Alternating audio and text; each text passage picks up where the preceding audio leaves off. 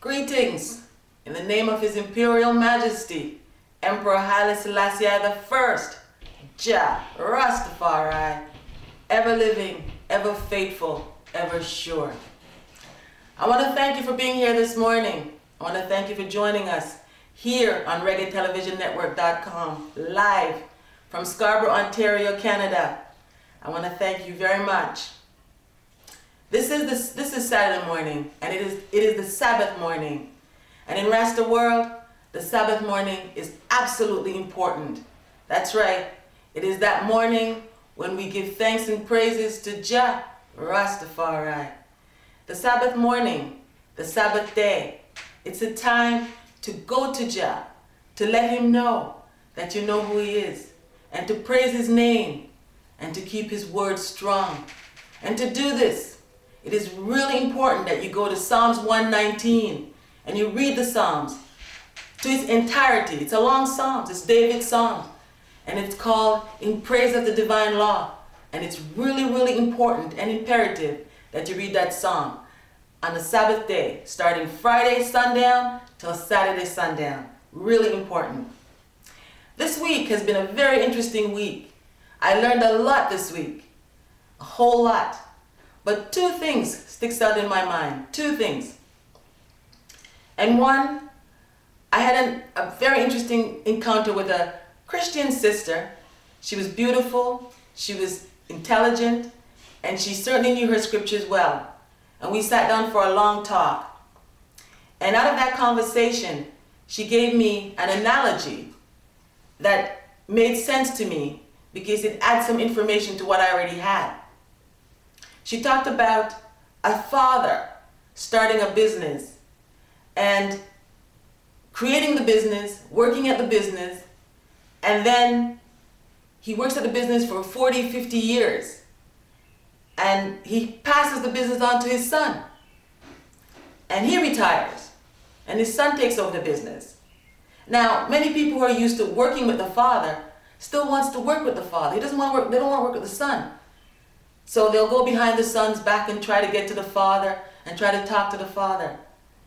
But the father would always send them back to his son and say, his son is the one you have to deal with now. His son is the one who you have to talk to. And so eventually, I realized, I said, oh, so this is why His Majesty, when He came, He didn't come to do anything but to sit on the throne. It's like the father in retirement. He didn't come to save souls.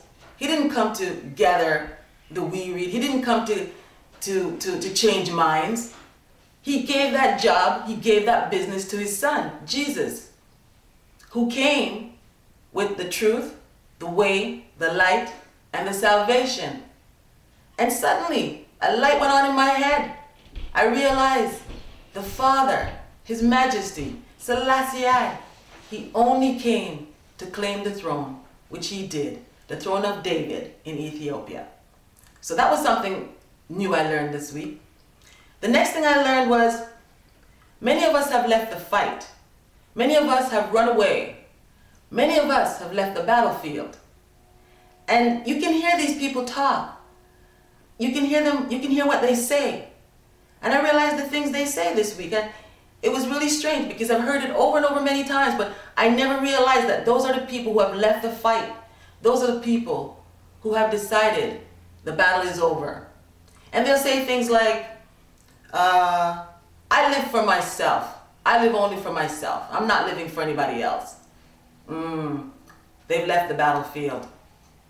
Or they'll say, I'm never going back to Africa. I'm not African. And they repeat all the rhetoric that they hear of the negativity that's been sprouted about Africa. And the next thing I hear them say a lot is, who's Rasta? Rasta is not God. Well, I understand now what it means. That those people who think that way and say things like that, you can't expect any help from them. So I guess you just have to look in other directions.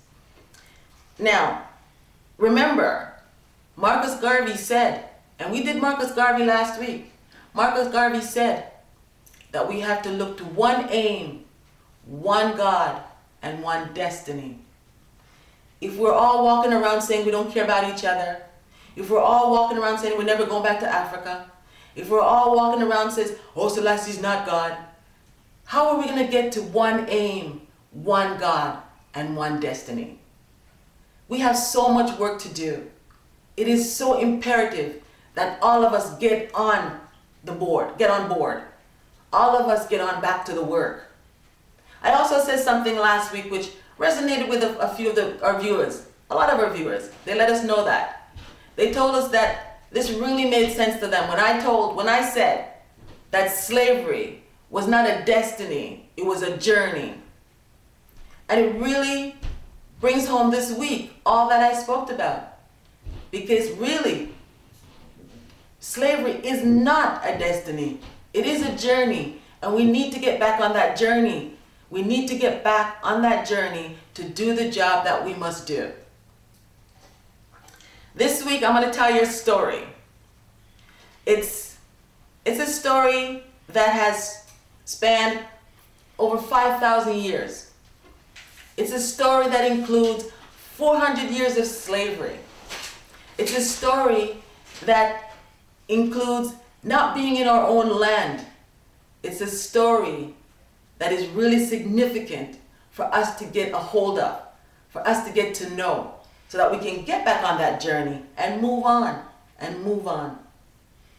All right, now this story begins in Genesis. This story begins in Genesis, and it continues right to the 1st and 2nd Maccabees. So just listen up and hear this.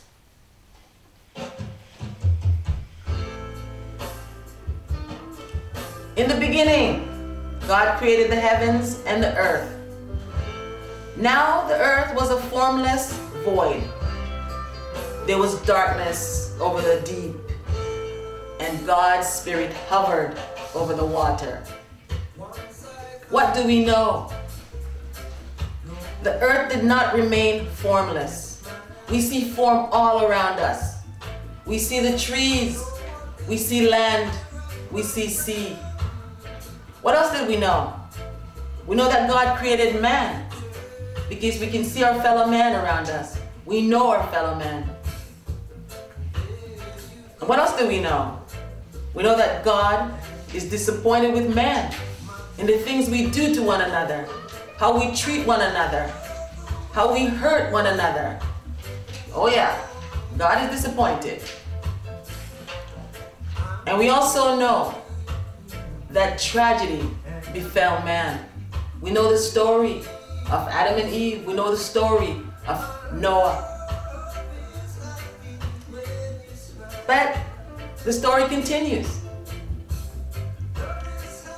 The names of the sons of Israel who went with Jacob to Egypt, each with his family: Reuben, Simeon, Levi, and Judah, Issachar, Zebulun, and Benjamin, Dan and Naphtali, Gad and Asher.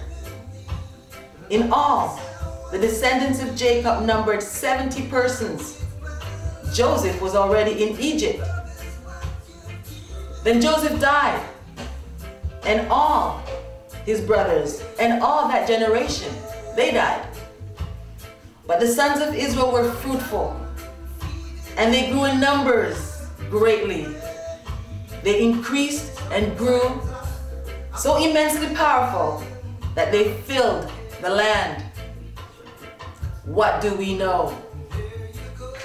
Man was moving around. Jacob, the father of Israel, and his family, they moved to Egypt, still in Africa. Jacob and his sons, their generation died, but Israel became great and powerful. And from scriptures we know that they eventually were subdued and put into slavery the first time. But the story goes on. Yahweh called Moses, and from the tent of meeting addressed him, saying, "Speak to the sons of Israel. Say to them, when any of you bring an offering to Yahweh, you can offer an animal from either herd or flock. What do we know? We know that God is still with Israel. God is sending them help through Moses. God is instructing his children how to live. And he says an offering can be from a herd or a flock. It can also be from your heart and your mind. Your heart and your mind. And the story goes on.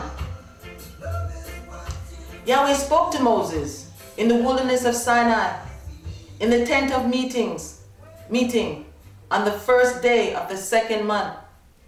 In the second year after the exodus from the land of Egypt, he said, "Take a census of the whole community of Israel's sons, by clans and by families, taking account of the names of all the males, head by head. Every man of Israel, 20 years of age and over, fit to bear arms, must be registered by you and Aaron, assigned to his fighting station. You are to take a man from each tribe, the head of his family, to help you in this." What do we know? God is still with Israel. He wanted every male, every man of Israel, 20 years and over, fit to bear arms, to be registered for battle. The battle is still on. The fight is still on. We're not in Africa. God wanted them to report to the fighting station. Every head of the family must help in this. Every head of the family must help in this. There's no abdication of your duty. None. And the story goes on. These are the words spoken beyond Jordan to the whole of Israel. Yahweh our God said to us, "You have strayed long enough at this mountain. You have stayed long enough at this mountain. Move on from here. Continue your journey. And this is the land I have made over for you. Go and take possession of the land that Yahweh swore to give to your fathers, Abraham, Isaac, and Jacob, and to their descendants after them." What do we know? God is still with Israel. God wanted them to stay. God warned them not to stay so long on the mountain, on this mountain. He wanted them to move on and continue their journey. Continue with the journey. God wanted them to take possession of the land that is waiting for the Africans, the land. Take possession of the land of Abraham, Isaac, and Jacob. Remember, slavery is not a destination, it is a journey. But the story goes on. Be strong and firm, for you are the man to give this people possession of the land that I swore to their father I shall give to them. Only be strong and firm, and be careful to keep all the law which my servant Moses laid on you. Never swerve from this to right or left, and then you will be happy in all you do. What do we know? God was still with Israel, and they must remain strong and firm. They must be careful and keep the law of Moses, the law Moses laid on them. They must never swerve right or left from the law, and they will be happy. And the story goes on.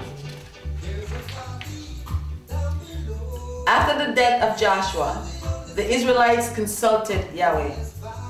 which of us shall march up first against the Canaanites to attack them? And Yahweh answered, Judah is to attack first. Judah is to attack first. I'm delivering the country straight into his hands.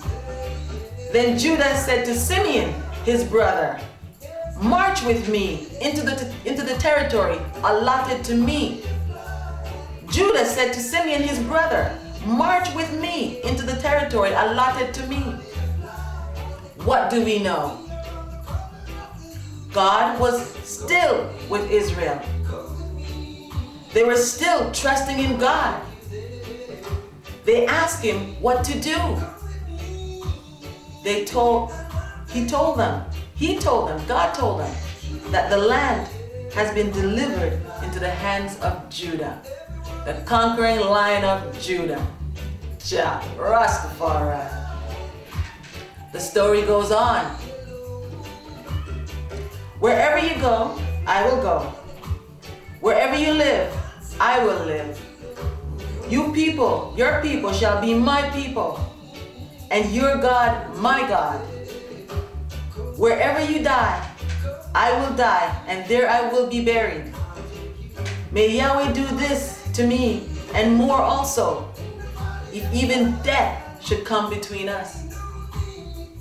What do we know? God is still with Israel.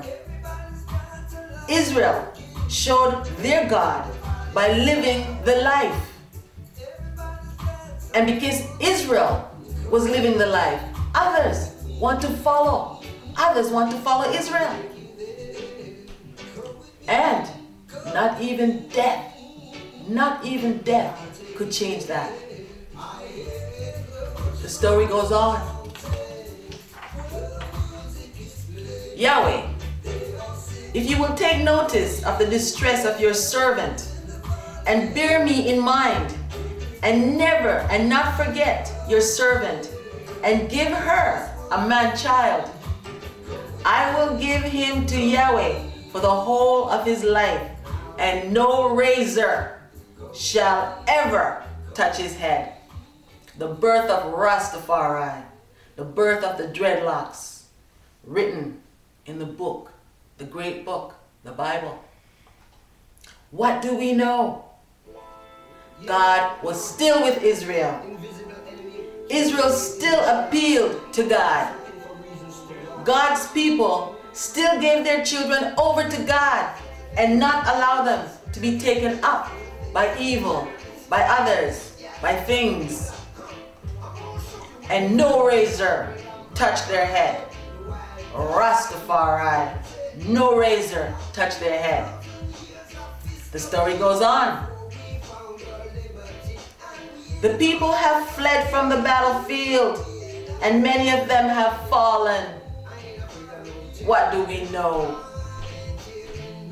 God was still with Israel. Some run away from the battle, some run away from the fight. The people fled the battlefield. Israel suffered great, big loss. And the story goes on. My Lord King, did you not make your servant this promise on oath? Your son Solomon is to be king after me. He is the one who is to sit on my throne. What do we know? God was still with Israel. The kingdom was established. There are rightful succession. Someone sits on the throne of David. Someone sits on the throne of David. The story goes on. Say to them this: is there no God in Israel for you to go and consult? What do we know? God is with Israel. He's still with Israel. Israel seemed to be losing its memory. God reminded them He is with Israel. He was with Israel. God reminded Israel to consult with him. Just don't rely upon your own misunderstanding. Consult with God. He's waiting. The story goes on. Adam, Seth, Enosh, Canaan, Malhalal, Jared, Enoch, Methuselah, Lamech, Noah, Shem, Ham, and Japheth. What do we know? God is still with Israel. There's been 9 generations from Adam to Noah. 9 generations from Adam to Noah. And we know about Noah. We know about Noah and the flood. We know that Noah and his 3 sons, scriptures tell us, Noah and his 3 sons, their wives and Noah's wife was the only 8 people that was saved. 8 people that was saved from the flood. And then we know that there was a new world order, and that began with Shem, Ham, and Japheth. The story continues. The magnificent story continues. Solomon, son of David, made himself secure on the throne. Yahweh, his God, was with him and brought his greatness to its heights. What do we know? God was with Israel. God was with Israel. God, David, and Solomon, and the throne is secure. Do you hear? David, his son Solomon, and the throne is secure. Is secure. God was totally with Solomon. Totally. And he raised Solomon to great heights. Great heights. That he's even considered the wisest man ever was. Solomon. And the story continues. Whoever there is among you of all his people, may his God be with him. Let him go up to Jerusalem in Judah to build him a temple of Yahweh, the God of Israel. What do we know? God was with Israel. Israel still needed God's blessing. God still needed Israel to build his temple. And Judah, the conquering lion of Judah, is in charge. Rastafari, Selassie. I asked them, of course the story continues. I asked them about the Jews, the remnant rescued from captivity, and about Jerusalem, those who escaped from captivity. They replied, who are back there in the province are in great trouble and humiliation. The walls of Jerusalem are in ruins and its gates burnt down. On hearing this, I sank down and wept. For several days I mourned, fasting and praying before this God of heaven. What do we know? God was still with Israel. There was still a remnant of Israel after captivity, and some went back to Jerusalem. Jerusalem was in trouble. The Jews were facing humiliation. Israel cried and mourned, fasted and prayed to God. The story goes on.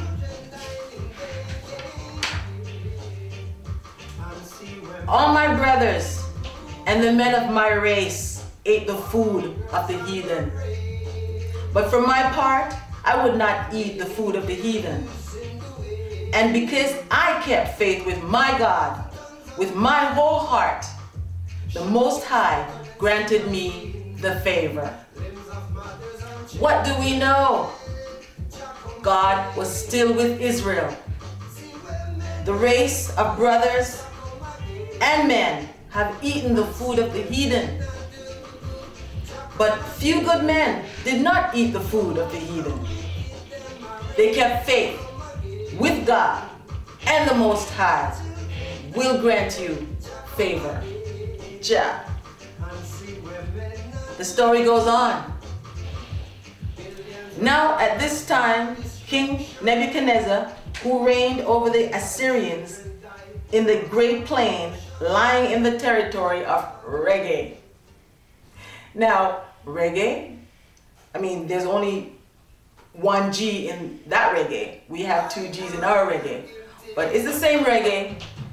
The reggae of the heart, the reggae of the mind.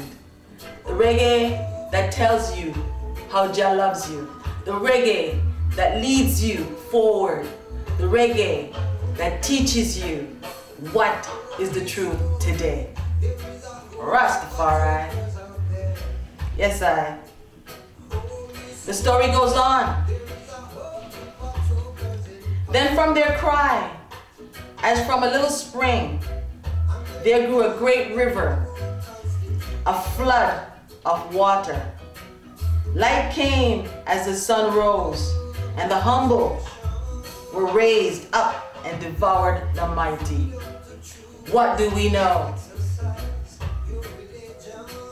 We know that God is still with Israel. God was still with Israel. God is still with Israel. And a great river grew from a little spring. A great river grew from a little spring.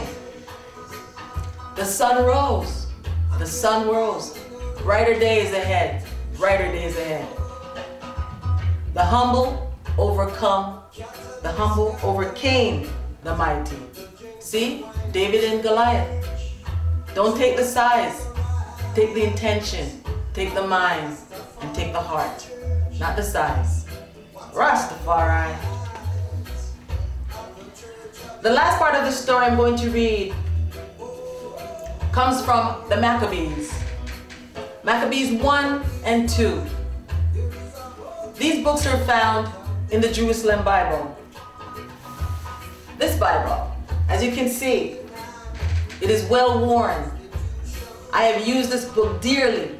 I've used this book for my whole heart. I have used this book so I could find God, the true and living God. And in there, you will find the first two books of the Maccabees.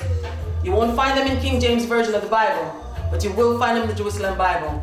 And it's really imperative that you find this Bible and begin to understand where we are, where we come from, what we have to do. You're watching us live here on ReggaeTelevisionNetwork.com, and we're really thankful that you're here listening. We want you to know, because Rasta is just about wisdom, knowledge, and understanding. And we're always happy, always proud to know that there are people who want to know our hearts and our minds, because we live pure and happy life.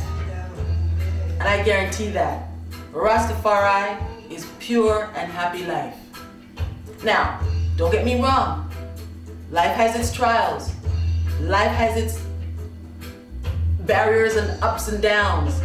But with His Majesty at your side, with Jah at your side, you can never ever lose. You can never be beat.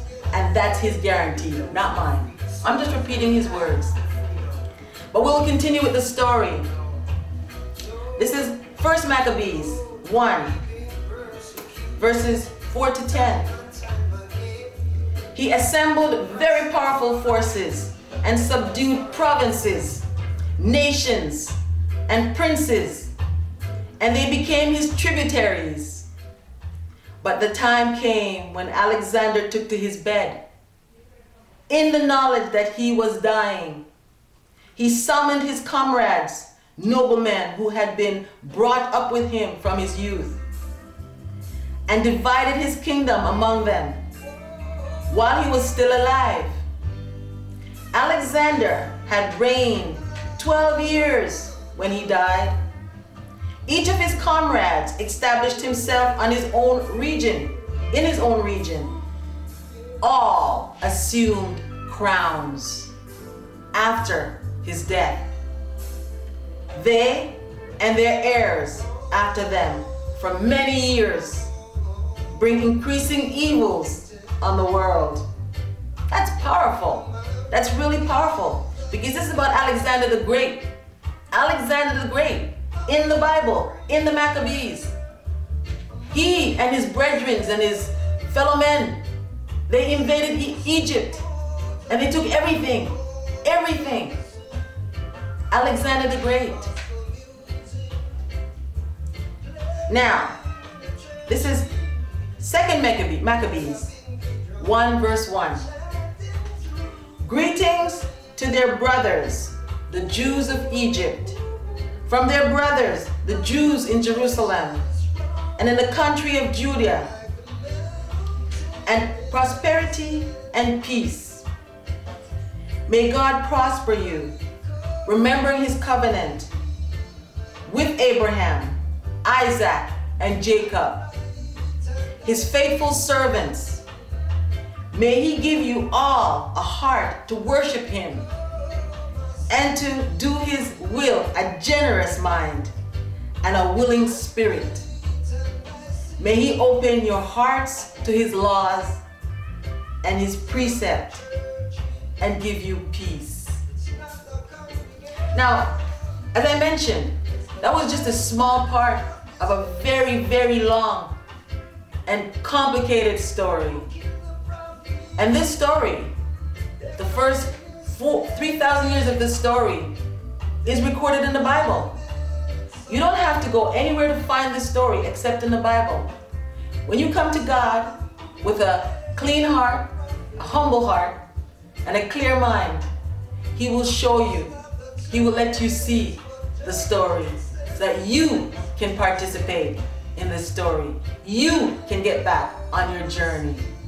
Now, as I said, we're coming to you live from Scarborough, Ontario, Canada, and this is ReggaeTelevisionNetwork.com, where the Sabbath morning is where we expound our love and joy for Rastafari, where we let the world know that he is here. He is here, and he's the true and living God. And we want everyone to feel his love. We want everyone to know that they can walk in his ways. They can travel in his path. They can avoid all the pitfalls that men and beasts and anything put in your way. You can overcome anything with Jah. And we're also listening to the music of Errol Blackwood. He was with us on our launch weekend, our launch Saturday, and he's fabulous. And this album is beautiful. It's called Love is How. Love is How. It's really important. Love is how we're gonna do this. Love is how we are going to do this. And Brother Errol Blackwood sings it to us so that we can feel it and know it. And you should get this album. You must get this album. When you put this album in and you play it, all your troubles just seem to disappear. All your worries are relieved because you feel that love is how. Brother Errol Blackwood, that's right.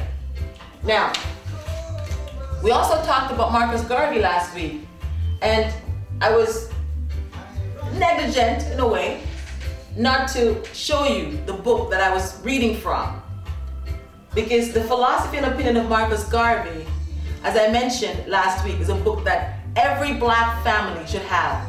Every black home should have this book in their possession, and they should read it. They should start reading it to their children before their children can read anything. The first words that children should hear, black children should hear, white children should hear, every children should hear, are the words of Marcus Garvey. Really important. The words of Marcus Garvey. This is what we ought to have. So I say, find it, keep it, read it, know it. It's really important.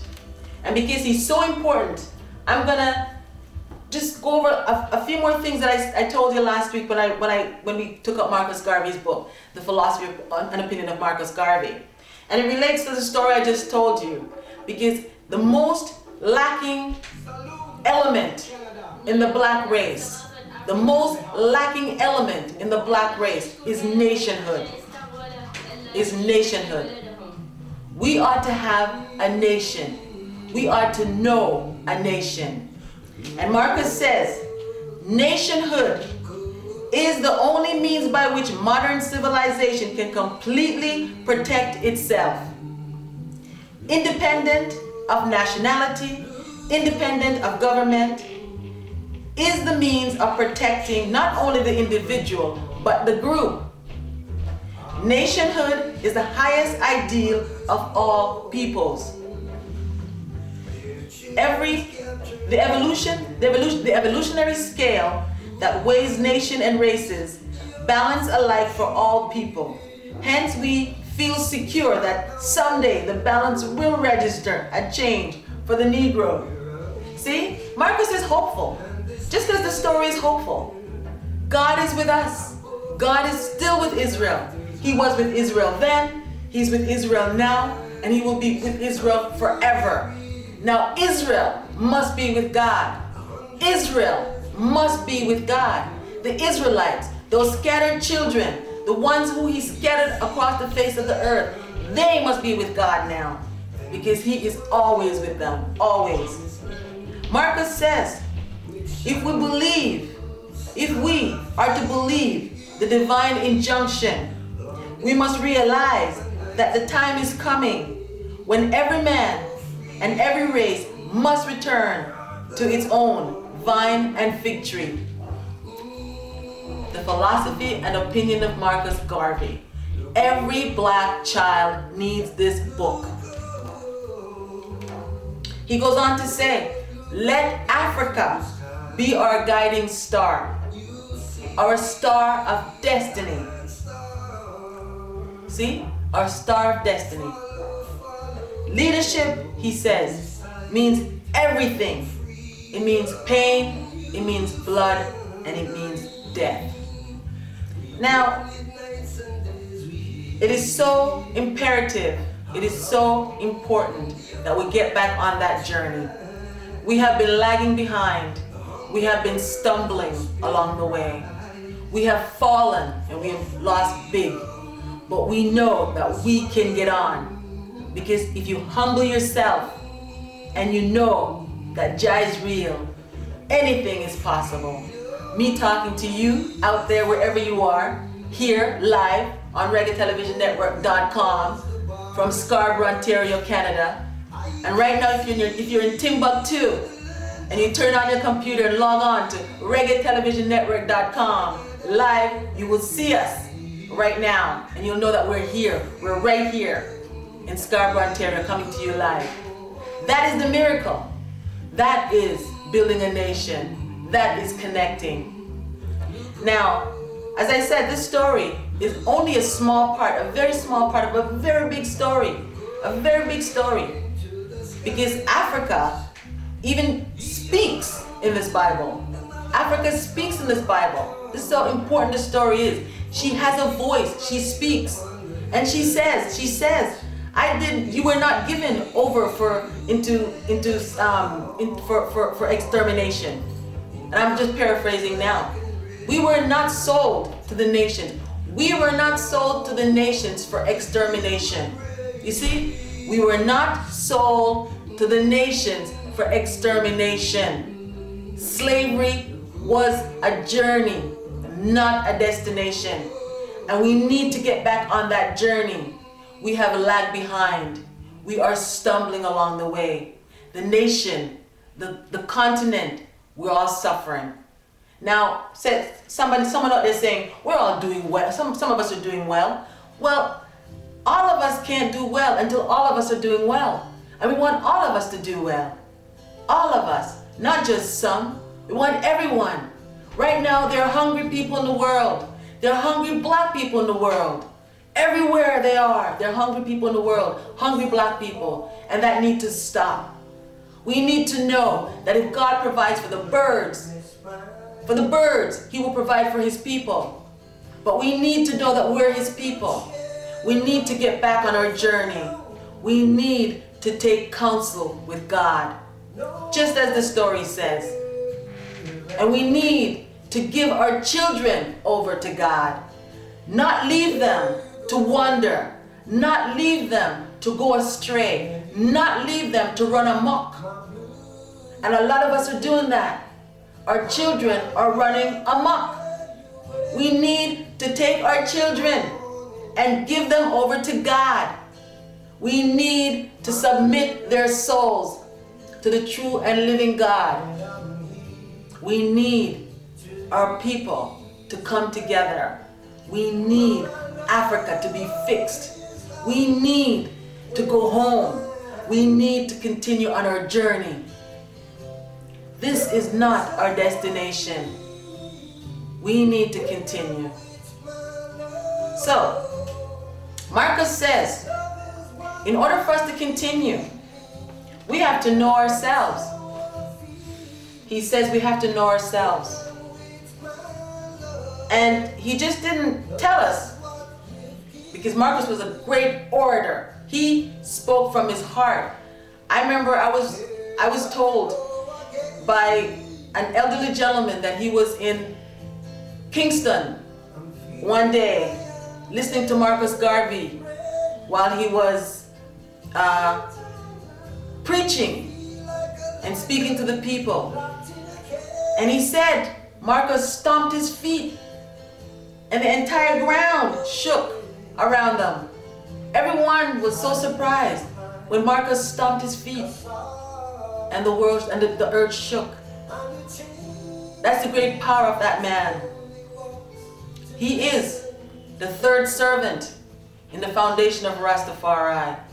And that's why I'm so passionate about you knowing his words, getting his book. It is very imperative, it's very important, it's crucial that we get this book and we read it to our children. We make sure our children know who they are. We make sure our children know where they must go. We make sure our children know what they must do. So they're not just bouncing around and shooting up guns and wielding knives and running amok. That's not good. That's not good. It hurts the race, it hurts Africa, and it hurts the God who created us and chose us through Abraham, Isaac, and Jacob, our fathers. We have to begin to claim our destiny. When we claim our destiny, and when we know ourselves, when we understand our journey, things will fall into place. I remember Nelson Mandela when he just came out of prison after 27 years, being locked up for fighting for the truth, fighting for the rights, fighting for Africa. He said, black people can be free today. Black people can be free tomorrow. Black people can be free 50 years from now if they choose. You have to choose. You have to choose to be free in your mind and in your heart. That means when you see your fellow black person, you have to smile and know that you are part of that person. When you see your fellow brother, you've got to say, you are my brother and I love you. You've got to say, when you see your sister, you are my sister and I will protect you. When you see your sons and daughters, you got to say, you are my children, I will protect you. I will love you. We are lacking in, Bob says, sweet caress, no tenderness. We're lacking sweet caress, no tenderness. So many of us are angry. Many of us are hurt. Many of us can't fathom what it is to be in love with just being in love. Not to want carnal love, but to be in love because you love your fellow human being. You love them because they are part of you and you're part of them. Black people have got to develop that love. We've got to find that love again.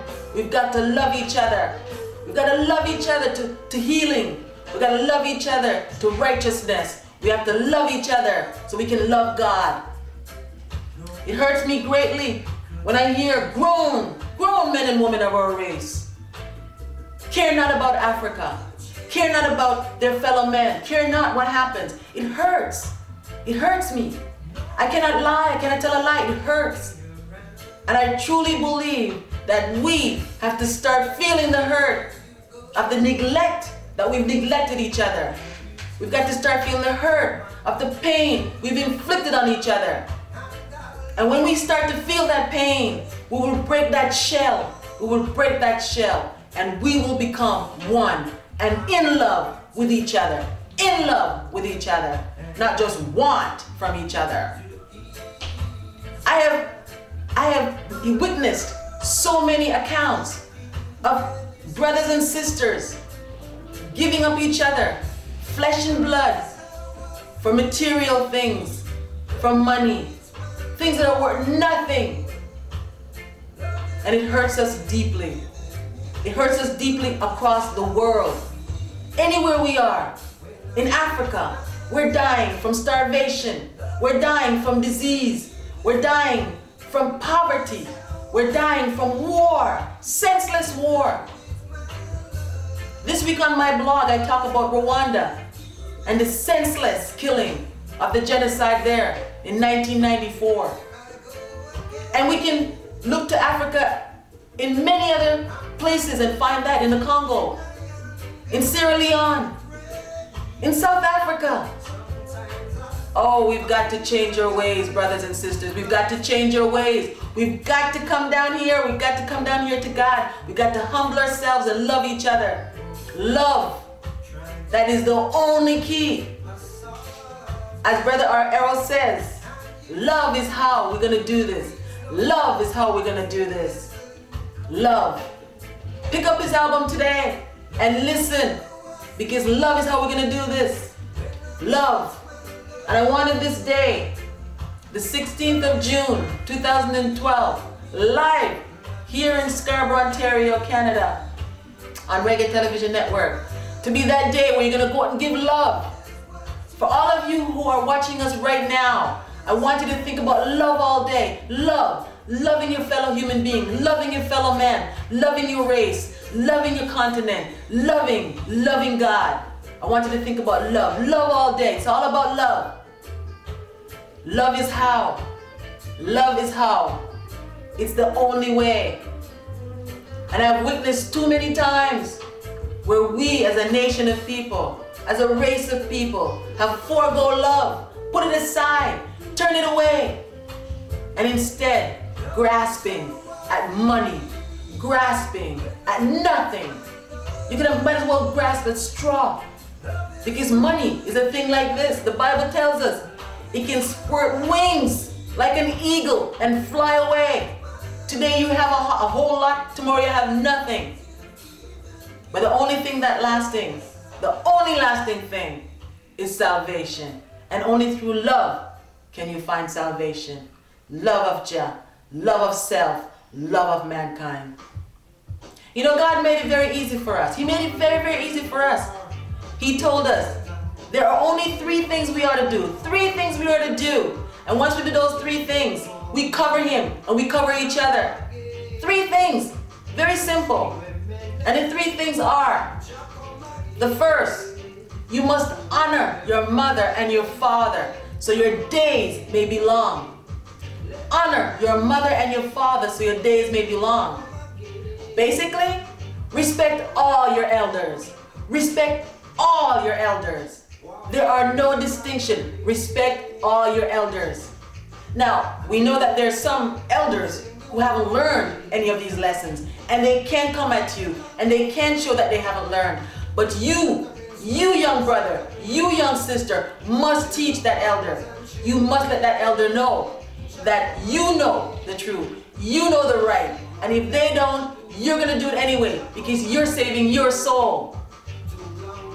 The second thing that He tells us to do, so that we cover Him and we cover all, is you must treat everyone as you wish yourself to be treated. Everyone. No distinction there again. Everyone. Even if it's a thief, as you saw on the cross with God, even if it's a murderer, even if it's an ungodly soul, you must treat everyone as you wish yourself to be treated. But he did not say, allow others to take advantage of you. He says, if you recognize the devil in a person, feed them with a 10-foot pole. Meaning, don't go too close, but do your job as a human being. Assist, be of service, help, and treat everyone as you wish to be treated. And of course, the biggie, the one that is really, really crucial and the one that is really, really important. Worship the true and living God. Worship the true and living God. That is the key. Once you honor your mother and your father, give respect, treat everyone as you wish yourself to be treated, love your brother and sisters, and you worship the true and living God, you're covered. That's how simple it is. And we wouldn't have all these wars. We wouldn't have people thinking that they have to plant bomb on themselves to go avenge. We wouldn't have people hurting their sisters and their brothers because they want what they have. There would be no stealing, no lying, because what? We're honoring the 3 rules. Respect, honor your mother and your father so your days may be long. Treat others as you wish yourself to be treated. And worship the true and living God. This is ReggaeTelevisionNetwork.com, live from Scarborough, Ontario. And this is the Sabbath morning where we really expound the love of Jah, where we really show the wealth of a nation so covered in insecurity, so covered in misunderstanding, so covered in misdirection. We are here to start the conversation. We are here to spur the conversation. We are here to continue the conversation so that we can continue the journey. We want to go home. Africa needs us. We need Africa. We did not come here to stay. Slavery was not a destination. Slavery was a journey. And you know what else is really important about slavery? Slavery was an institution of God. That's right. He's the one that threw us out of Africa and threw us into slavery. He's the one. Yes, I hear what you're saying. The white man did come to Africa and took us out, but God allowed him to do it. God allowed him to do it. And that's the key, you must remember. God allowed him to do it. Why? Because he already warned Abraham, our father, in Genesis. In the beginning, in Genesis, he already told Abraham, he said, your descendants are going to be thrown out of this land and into a land not their own, where they will be enslaved for 400 years, and then they will be oppressed. Well, thank God the 400 years is over. Thank God slavery is over. But the oppression continues. The oppression is still on us. And we have to make that difference. We've got to get back on the journey to lift that oppression. Now, I'm not here to preach to you. I'm not. I'm here to be passionate about fixing Africa. I'm here to be passionate about getting to know His Majesty. I'm here so that you can understand that the two are intricately related. Africa and His Majesty. Africa and His Majesty. And many of us have forgotten Africa. And I tell you something, in the Psalms, David says, may my right hand wither if I forget Africa. May my right hand wither if I forget Africa. See? Many of us have forgotten Africa, and many of us have rejected His Majesty. How can we get on this journey when so many of us are faltering along the way? How can we continue the journey and be successful when so many of us are lagging behind, refusing to understand that they have a job to do, refusing to get back to work, and just accepting what is? We have got to get back on our journey. We have got to get back on our journey. And to help us get back on our journey, Marcus Garvey wrote, man, know thyself. He says, for man to know himself is for him to feel that for him there is no human master. For him, nature is his servant. And whatever he wills in nature, that shall be his reward. See? You gotta know yourself, you gotta find your strength, you gotta get back on your job. If he will to be a pygmy, a serf, or a slave, that shall he be. Now, you say, nobody wills to be a slave, but slavery was real. Slavery was real. That means that the will to be a slave didn't come consciously, it came unconsciously. It came unconsciously in our actions, it came unconsciously in our deeds, it came unconsciously in how we see the world. And that was the result. If he wills to be a real man, in possession of things common to men, then he shall be his own sovereign. See that? That is so simple. All you have to do is will to be a real man. And the moment you start to will to be a real man, wisdom will come, and she will swoop down on you, and she will say, oh, there's one who wants to learn. There's one who really wants to know. And the first thing she will do is whisper in your ear, this is what you do to learn. This is what you do to know. And she will take you by the hand, and she will lead you to that wealth of wisdom, knowledge, and understanding. How sweet that sounds. How sweet it is. It's real. It's real. And I'm begging you, brothers and sisters, know that it's real. And start back on your journey. Start back on your journey. Love Jah. Start back on your journey. Read the Jerusalem Bible. Read it. Because you know what? It was printed in, it was basically released from the vaults of those who hold knowledge and information locked up. It was revealed. It was released in 1966 because there was a need for deeper understanding that the King James Version of the Bible did not give. History had come and history had gone. Things had happened and people knew that something was missing. And so they commissioned a new Jerusalem Bible, the Jerusalem Bible. And it told so much that the Rasta man started to see himself. He started to feel the proof of what he's been feeling. See, all this time his mind and his heart was telling him what he knew. But because some of it was kind of missing in print, he didn't really understand it as much as he wanted to. But when this book was released by His Majesty's will, and as I said, I have used this book so much that I have to be very careful how I touch this book now, because it's like, it just totally come apart because of my use of this book. Because I wanted to understand. I wanted to know who Jah is. I want to know who the true and living God is. Because after 400 years of slavery, I was confused. I was lost. I had no clue where I belong.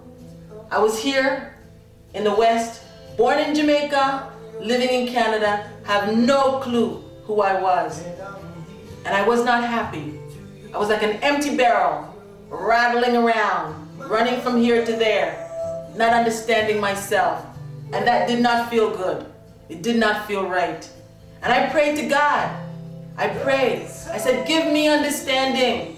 I need to know. I want to know. And he said, okay, start looking around. It's there. Start searching. And you know, the first book I remember that I read that made a difference in my mind was the autobiography of Malcom X. That's right. Malcom X's story. Because in that book, I realized that Malcolm really, really loved God. I realized that Malcolm really, really loved his people. I realized that Malcolm really wanted to see changes in his people. He wanted to know that we wanted better. He wanted to know that we could do better. And a third through his book, I felt the chains just busted from my mind. Busted. And when the chains busted, I knew I'd never touch pork again. I knew I'd never touch red meat again. But for many years after that, I still ate chicken and fish because God didn't take that away from me. The book made me realize, no, you cannot eat those stuff anymore, so I stopped. But I still ate chicken and fish and still enjoyed myself and still felt satisfied. But some years later, another experience taught me that no, you gotta get rid of all of that. And now, I don't eat any of that. I can love animals, but I don't eat animals. And I really think that, you know, reading that book, Malcolm, really made a difference in starting that process. Now, as I said, the idea is to seek wisdom, knowledge, and understanding. Always to seek wisdom, knowledge, and understanding. I want to take this time now to really thank Errol Blackwood for coming down all the way from Kingston to be with us here in the studio and to give us a wonderful concert a couple of weeks ago. And he left his CD with us so that we can enjoy it, and that's so you can enjoy it. But you have to have this in your home. You've got to have this in your home. You got to put it on. You got to rock. It doesn't matter where you're from. You can rock with him and you can understand with him. I also want to take this opportunity to thank Vernon Maytone. He was with us last week and he sang us home. He sang us from the heart. He sang from his compilation of a body of work. Vernon started singing when he was 15 years old. And he has put together more than 15 albums. More than 15 albums. He can only fit 15 on his website. So he's a prolific writer and singer, and he's a great humanitarian and a great human. And so I also want to thank Vernon for being here with us last week. Now, join us next week here on ReggaeTelevisionNetwork.com live, when we will have also a special musical guest. And I want to leave this with you because I truly know that we have to get on this journey and we have to get better. I want you to know and remember that slavery was not a destination. It was a journey and still is. And we need to finish that journey. This is ReggaeTelevisionNetwork.com live coming to you from Scarborough. Thank you for being here. Thank you so much. We appreciate it. And we love you much for coming. See you next time. Bye-bye.